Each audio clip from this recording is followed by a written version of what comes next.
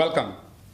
Welcome to another episode of Building Bridges, where we profile senior executives and leaders from the US corporations who make tremendous difference for the minorities in the US. Today we have President of National Council VBank, Pamela Prince-Eason, in our studio.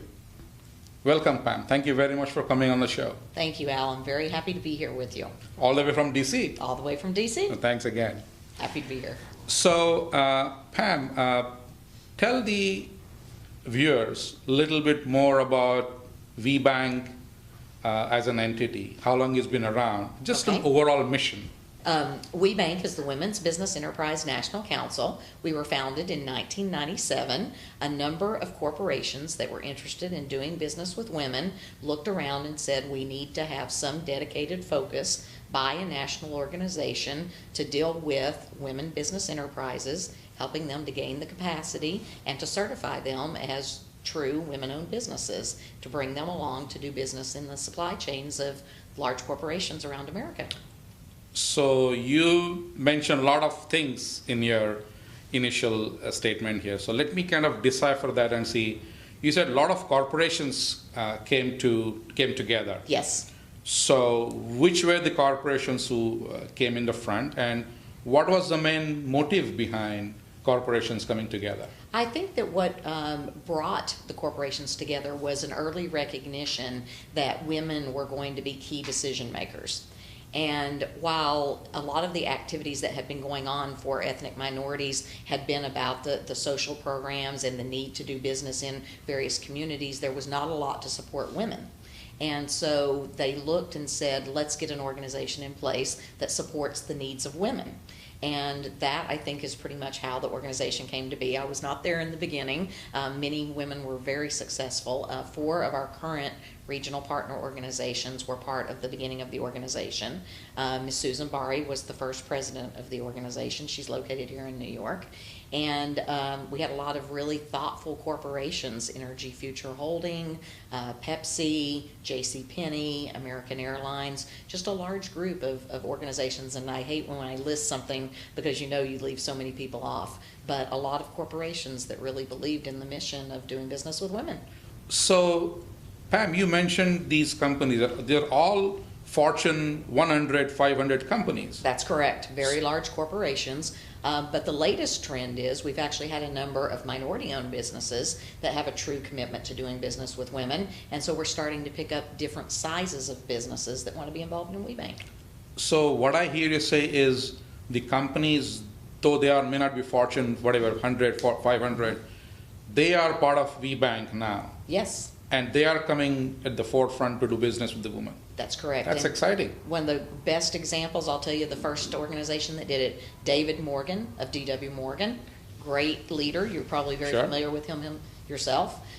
They have a great effort underway to support women and doing business with women. And they came to us and they said, we know you don't have any minority-led businesses that are members of the organization, but we're serious about this. We want to do it. And so we've been working with them. Very pleased to have them as leaders. That's a great story, Pam. So again, going back to what you mentioned earlier, is that these companies got together. Mm-hmm. Was that just a being good citizen, or there was a specific business need that they found as a part of doing business in the U.S.? Well, again, I wasn't involved in the very early days of this, so I'm kind of repeating to you the lore of how this all came to be. But I think that the National Minority Supplier Development Council, NMSDC, was doing a fabulous job representing our ethnic minorities. And women also wanted to have the playing field leveled so that they could do business with large corporations. And so this was an effort to make sure that that organization existed for women. Okay, so now that WeBank is up and running, what kind of support does WeBank provide to women entrepreneurs? Okay, I would kind of classify it in 4 different ways, spelling out the word core. The first kind of most critical thing is C, which is for the certification. certification that we provide through our regional partner organizations to our women's business enterprises indicates that they're over 51% owned, operated, and controlled by a woman or by women. And many of the corporations that come to us as members want to ensure that they're doing business with truly businesses run by women. So you mentioned, Pam, owned, operated, and controlled. Yes. So is this a U.S.-centric initiative, or you now have, other regions in the world that you cover as a part of WeBank? We actually find that within the confines of the WeBank family that we do need to be able to reach outside the United States. So we have great coverage across the United States with our 14 regional partners, and we partner with WeConnect. You may know Elizabeth Vasquez. We partner with WeConnect to meet the needs of our women and our corporate members outside the United States. So it's WeConnect who actually connects WeBank and the corporations outside the U.S.? If the situation is a corporation outside the U.S. and they're looking for a business outside the U.S., then it's WeConnect. If it involves a U.S. corporation or involves a U.S. WBE, depending on what that business model looks like, it could be us or WeConnect. And do you see a lot of traction or interest in the other parts of the world? Absolutely, absolutely. The BRIC economies, as you might guess, were the first area, but since then there's been a lot of expansion outside of your traditional, Russia, India, China, Brazil, etc. Sure. So let me ask you some basic little bit about WeBank, if I may. Okay. How long you've been the president, and when you came on board, what are the interesting things, challenges, or opportunities you found that you felt you could come in and make a difference? Okay. I have been president of the organization since April 1st of 2011. I was excited to come to the organization because I had been involved as a board member when I was vice president of procurement at Pfizer. And Pfizer had a great dedication to doing business with women and being involved in the organization. So as part of that, I had previously had my own business prior to coming to Pfizer. I was a woman-owned business consulting on business processes, primarily in finance and procurement. So with the understanding of what it was like to be a women business owner, the understanding of large corporate complex supply chains, and my involvement through the board, I saw that I could bring those three parts together and really deal with all the parties that make an organization like this successful. And my mission was really to look for those challenging areas where we could improve upon service to our corporations and improve on what we provide to the women's business enterprises. So that's very fascinating, Pam, coming from an entrepreneurial background to a very large corporation, Pfizer, like head of procurement for Pfizer, and now the president of WeBank. Yes. So what different challenges do you see now being on this side of the so-called table or the equation compared to Pfizer or entrepreneur? I think that the biggest challenge is that I can actually see the challenges that many of my past peers, the chief procurement officers that exist in all of our corporations, no matter what size they are, they're challenged with various supply chain issues. There's the basics of quality and cost, etc. They're also trying to make sure that they're maximizing value for their corporation, so the whole concept of total cost of ownership. They're dealing with so many different things, including minimizing their supply base. Then they look and they say it's really important to do business with minority and women-owned businesses, with small business, with entrepreneurial business. There's so much that they can bring to the forefront, but how do we do that when we're trying to achieve all these various objectives? And so I think that that's probably the value that I bring, is that I recognize what those challenges are, and I know who to reach out to in the corporations so that we educate our WBEs in a way that's really important for them to understand characteristics, trends, etc. in various industries that our members are in. That's great. I'm sure with your varied background, it must be a big asset.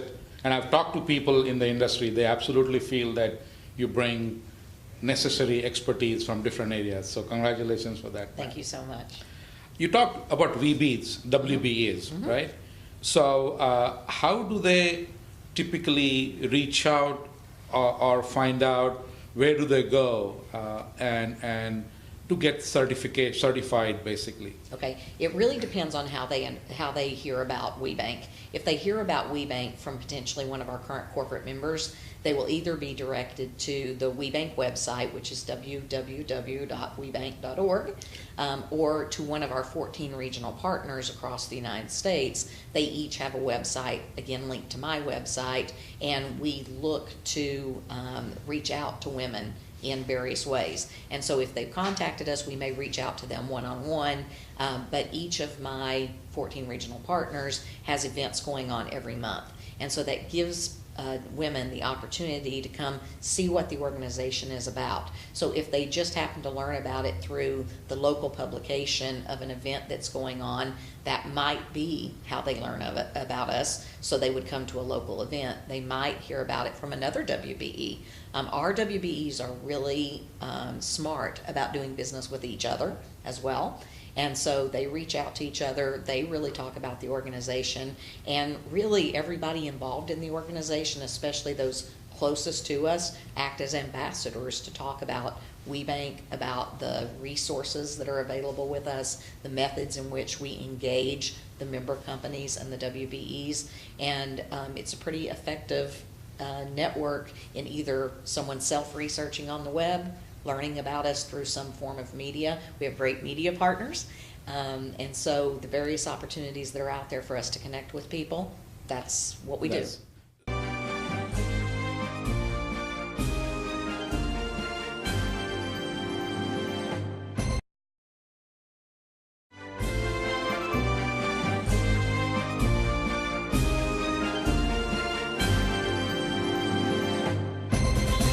So it sounds like there are lots of regional events. Yes. Happen, every month.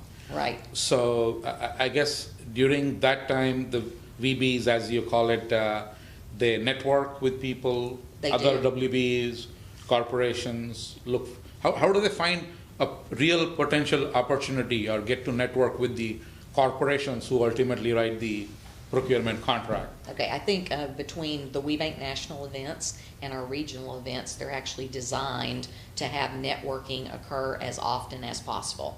And so sometimes it will be in a very informal venue where people will be showing up for some type of a networking reception, and they literally will be like being at a dinner party, walking around talking to each other. Other times we have very formal matchmaking sessions set up where we've asked our WBEs in advance and we've asked our members in advance what are they looking to buy, and then we've searched our database, we've searched the list of people who are attending the event, and we've made sure that they can have one-on-one sessions. The luncheons are typically set up where people are eating together. We have our WBEs eating together. We also are working with panels and industry-focused meetings that bring people together in certain venues so that there's the desire for the people who want to buy and sell to be together on the same topic. So by getting involved with these regional events, yes, getting network, getting to let corporations know that you are there, these are the services you can potentially offer, is the way to let them know and hopefully get a contract. I think so, and the reason I find it to be the most important is when I was in procurement at Pfizer, I was always looking for a way that members of my team could outreach and find women and minority-owned businesses, but you can't go out and do that every day. And so knowing that there's an organization like WeBank, like NMSDC, like NGLCC, knowing those organizations exist and they're bringing together the minority or women-owned business that I'm looking for, that would save me actually in being able to channel employees to that area to actually find the businesses we would most likely be able to do business with.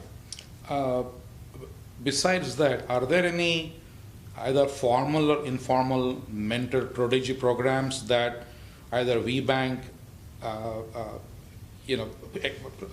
supports or corporation supports? The corporations support a number of them. So I would say from an overall capacity building, taking any woman-owned business and growing that business, I think our programs, both at the national and the regional level, are set up to address capacity building. I think individual mentor protege programs, we have several of our large corporations, and I'll use two in the same industry. There are many more, but Ernst & Young and Accenture both do tremendous mentor programs that take entrepreneurs who have high likelihood of success and advance them through their networks. Tremendous programs. Well, that's a great avenue for WBEs to really engage and get support from corporations. Absolutely. That's fantastic. Yes. Do you see private companies as well as government or companies who deal with the government participating in VBank activity? We do. I think it's been expanding over the course of time because a lot of the desire to do business with women and minorities at some points in the past have been around meeting government requirements. There has been a desire to fulfill whatever that requirement is or was. And what you see now is, again, just as we saw in the elections, the economic impact of various demographics that exist in the United States actually driving certain types of decision making.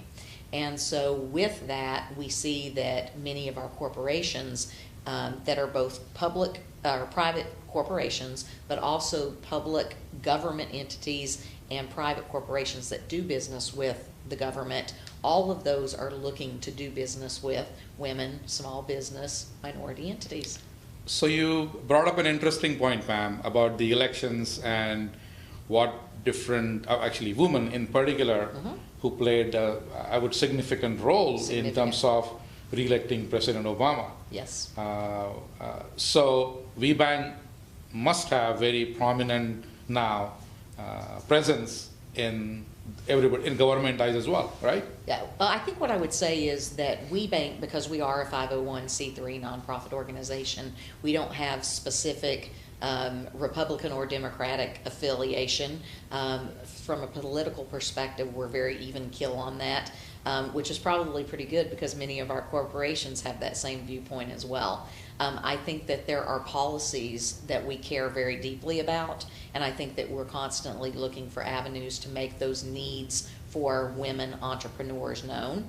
And so what we're looking for is a functioning government entity that we have the opportunity to get the needs of women in. And so we are making ourselves more availed to that system. So given the economic condition and we coming close to our people at least talking about potential fiscal cliff. Yes. Okay. How does VBank as an entity or woman-owned business that could help make sure we don't go in the wrong direction? Is there any way that you could help potentially? I think individually we encourage each of the women that are women business enterprises to understand the issues that are out there that impact them and impact their business. We have WBEs of all sizes, so some people see different matters very differently than others. So we encourage them to be very active in their own political situation. That way they can look for solutions that can work, that can help their business, their industry, and the kind of succession and continuity of small business, of entrepreneurial business.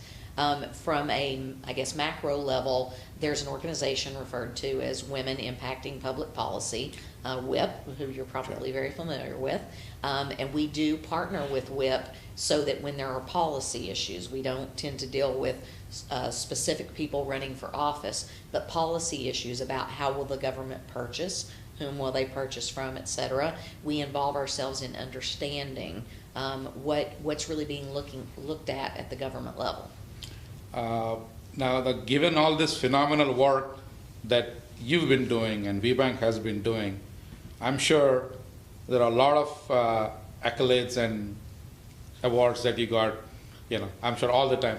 Tell us some of the most recent ones that are near and dear to your heart. Oh, okay. I'll be happy to do that.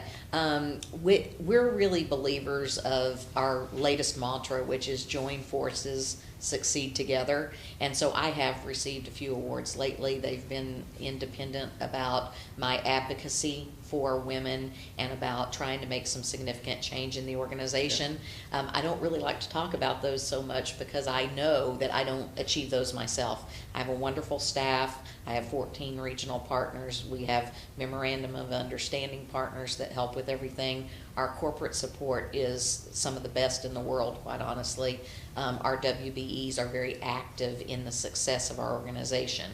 And so I feel like every time we receive an award, whether I receive it as Pamela Prince Eason or the organization receives it, that I'm really receiving it on behalf of all of those folks. So next week, I'm on my way to Dallas to be inducted into the WBE Hall of Fame. So Don McNeely, who has a wonderful set of organizations and operations, recognizes women every year. He happens to this year be recognizing a number of people, but myself as president of WeBank and Debbie Hurst, who is the president of my regional affiliate in the Dallas area.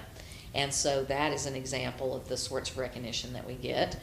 We were honored to be recognized within MSDC by our affiliate in Chicago in September of this year. They looked at the long-term advocacy for women and minority-owned businesses, and they recognized both NMSDC and WeBank. So that one's probably the one I'm the most proud of, because we do think that NMSDC is such a wonderful organization, and we're proud to be seen, as an equal to them. That's a phenomenal Yes. list of awards. Congratulations. Thank you. Absolutely. Now, I know you have a very interesting background in terms of education as well. Yes. How did that help in your career overall, whether as an entrepreneur, whether as a VP of Procurement Pfizer, or now president of WeBank? Yeah, well, this is going to sound corny because everybody who ever has a conversation about something says, I'd like to thank God, I'd like to thank my parents. Well, the truth of the matter is that's very true for me. My parents brought me up in a very loving home situation, and my dad told me that if I didn't want to have to live at home for the rest of my life, that I had better do really well in school, and that I was not to come home and say I was going to get married or anything like that, that I had better get out and get my education first. And so in order to actually live more than 5 seconds from him, I did very well in school. I got an undergraduate degree in accounting from East Tennessee State, and I have a master's degree from Johns Hopkins University in Baltimore. It's a great school. Congratulations. Yeah, thank you. Absolutely. So in addition to your degrees from Johns Hopkins and Tennessee, I know you have a degree in supplier management. I have a certification from the Institute of Supply Management. Okay. It's referred to as a CPSM, Certified Professional in Supply Management. And ISM itself is a wonderful organization for procurement professionals. They also have just started a certification program, well, I should say within the last 2 years, for a certified professional in supplier diversity. So I currently have a CPSM. My vice president of marketing has a CPSM, and many of the members of my staff are currently in the process of getting the education for either a CPSM or a CPSD. So we find that very important to understand what happens in the supply chain to be able to assist our corporate members and to help our WBEs learn what they need to learn about supply chain and procurement. So what I hear you say, this degree is not only more of a bookish theoretical knowledge, it has real practical knowledge and implications on how the supply chains are run. Absolutely. As a matter of fact, I would say that it's probably 10% book knowledge and 90% applicability to what do you do in this business scenario. That's great. So when you come out of school with a bachelor's, a master's, or any type of a degree around business, around supply chain, et cetera, you know an awful lot about how things are supposed to work. When you come out of ISM with your CPSM, you know how things really do work. So also I heard you're one of the very first few who graduated with this kind of a certification. That is correct. Pfizer, again, had a very dedicated initiative around their support for the procurement function, and they encouraged us strongly to be involved with furthering our education. And so the Institute of Supply Management was the method in which we did that. When they decided to advance the degree from a CPM to a CPSM, They worked with Pfizer to find test subjects, and I was one of the first test subjects, me and many of my peers from Pfizer. So it is meant for people in the procurement professional in a corporate, or people on the council side, or both? On the procurement side. With the CPSM, it's really about being a procurement professional. So that is highly focused on the corporate side. It could also work for the government side. I would actually encourage that. And the CPSD could be useful for both my staff, because it's about supplier diversity, as well as in various members of corporations and government entities. Interesting. I also saw in your profile, Pam, that you're passionate about Clinton Global Initiative. Oh, I am. So I see a suddenly brightness in it. Right. So tell us more. What is this all about? Okay. What is the mission of Clinton Global Initiative, and how exactly you're involved? Okay, well, I'll give you my rendition of why it's important to me, not as much what the whole mission of CGI is, but the Clinton Global Initiative is something that former President Bill Clinton started a few years back. He has both a global initiative and an Americas initiative. I happen to be involved in the Americas initiative, but we have many network members who are involved in various pieces. And what I particularly like about it is I'm a big collaborator. I think that to our mantra of join forces, succeed together, I think the only way we're going to make the needed changes, whether they're in government, whether they're in business, whether they're in education, however we're going to make those changes, it's going to be because people collaborate.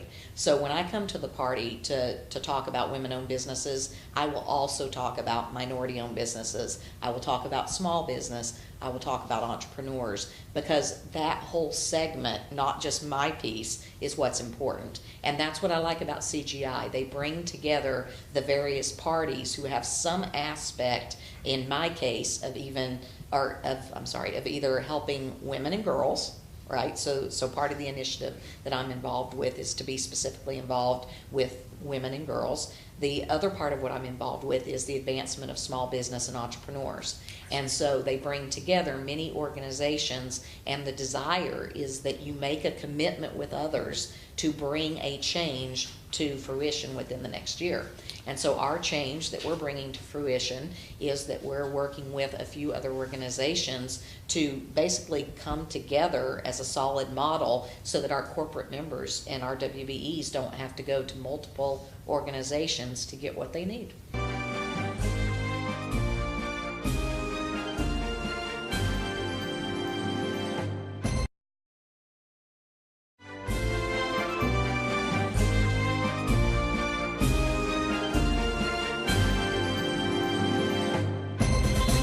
The women-owned enterprises which are already in the business, they will come to VBank and get certified, etc. Right. How do young girls who are not yet in the business, Right. how do you have any strategy or mentorship program to help them steer towards this as one of the options? That's a great part of our ongoing strategy that really is just getting implemented.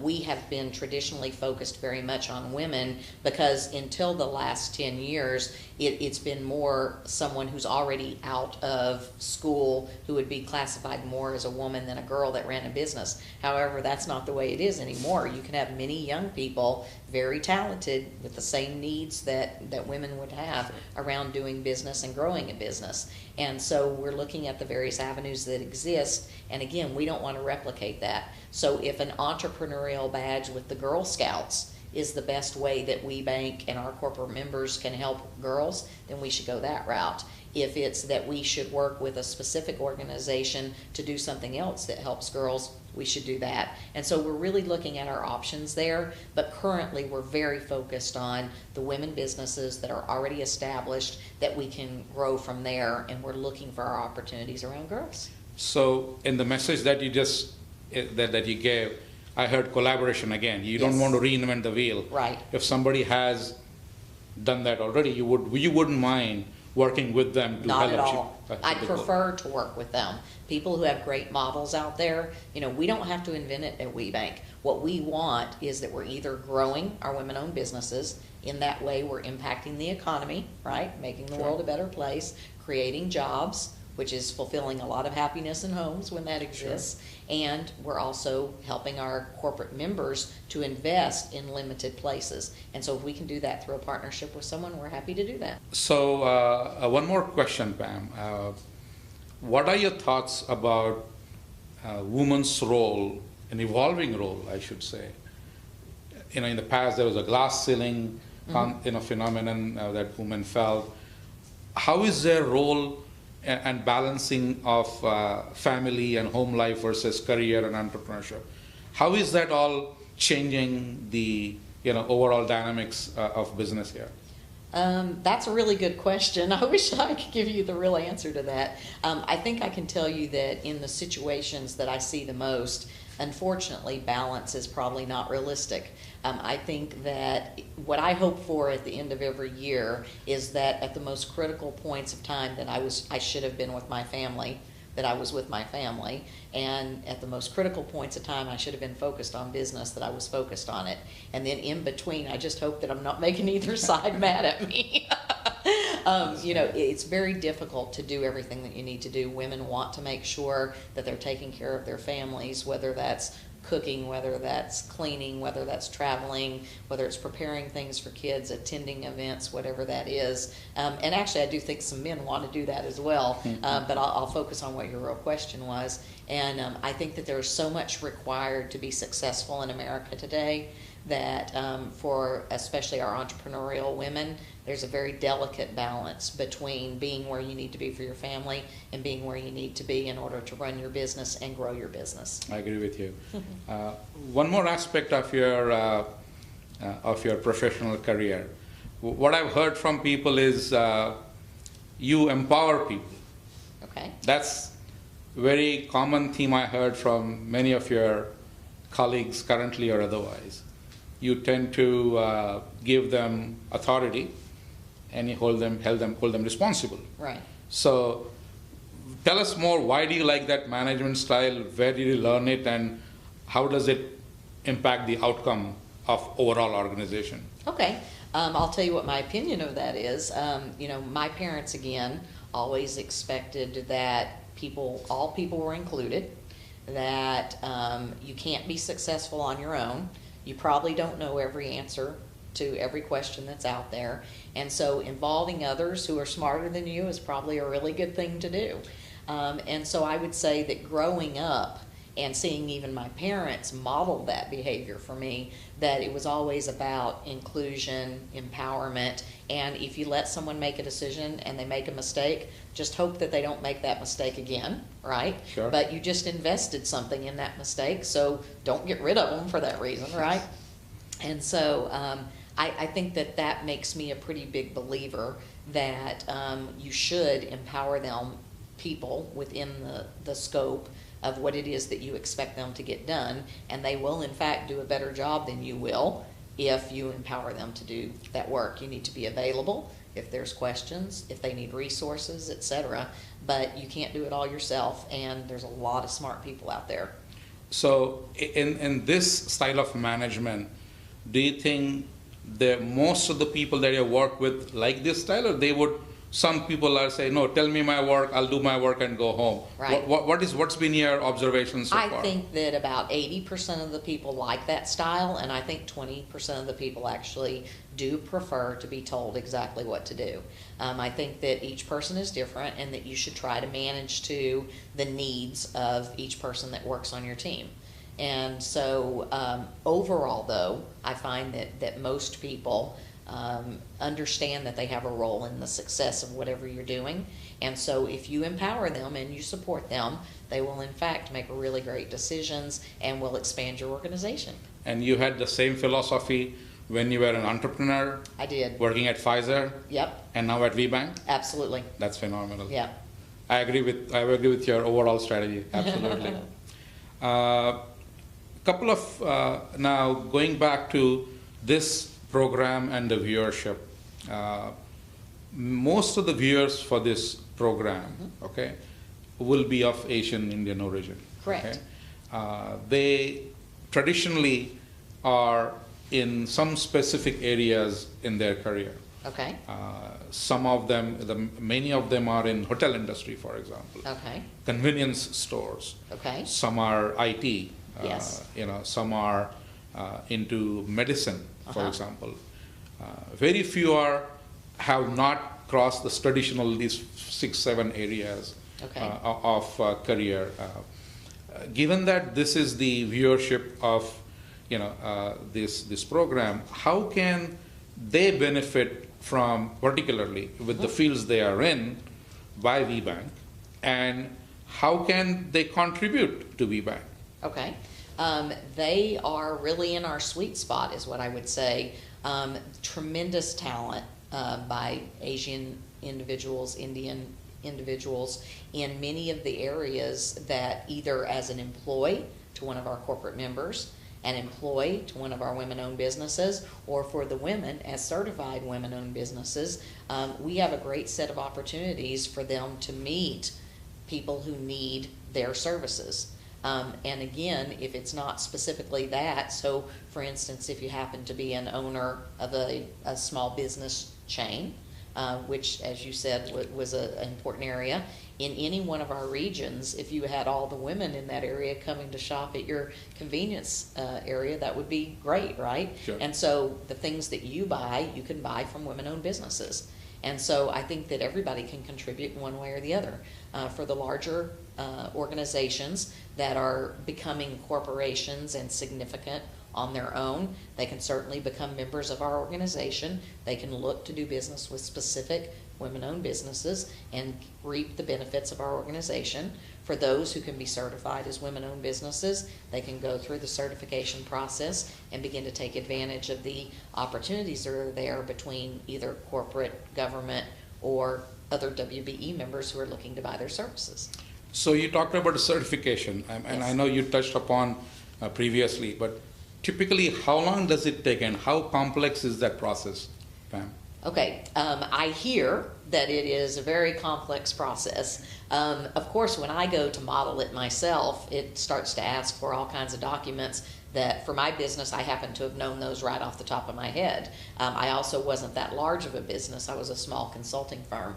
And so you, depending on the size of your business, how long you've been in business, what its previous ownership history has been, etc., it can take as short of a time as sitting down and filling out the application that might be, several hours, or it could be as complex as you have some investment documents that require you to locate to potentially have them certified in some way, and it can take a longer process. What we do is, once we have a completed application at one of our 14 regional locations, we commit to be no later than 60 days out that they receive their notification of either certification or non-certification. But many of our areas process faster than that, and there are occasions when it has to be a little bit longer than that. Now you said 60 days. Honestly, even though it's a little longer, let's for argument's sake, right? Mm-hmm.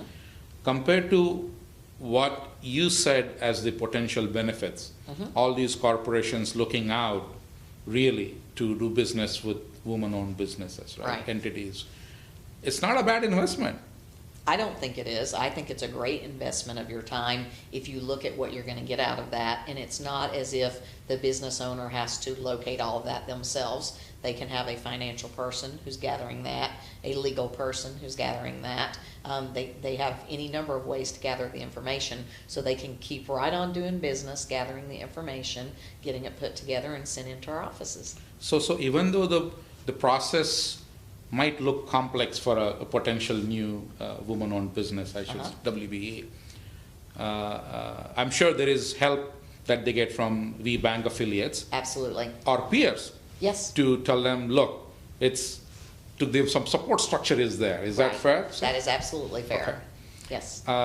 So with all these areas covered for the VBank and women-owned initiatives, are there any specific message, specific point that you would like to conclude with, Pam? I would just say thank you for recognizing that WeBank's message does need to get out in the area of individuals who run businesses that are of Asian descent and Indian descent. I think that as what has been the traditional minority becomes the majority in the United States, that the infrastructure that's in place to support women-owned businesses right now will be very important to them. And so I applaud you for reaching out to WeBank, including us, and helping us get this message out. It's our absolute pleasure to have you, Pam, in the studio, and really appreciate you coming here all the way from DC. Thank you, Al. So, viewers, you heard it loud and clear. We cannot get a better champion than Pam, who's the president of WeBank, who told you all these nitty-gritties of what it takes to get certified, and more importantly, get potential contracts from large corporations. So please visit the website, reach out to them, and get the most benefit of this program that she has put in place. Thank you very much. Thank you very much, Pam. Thank you.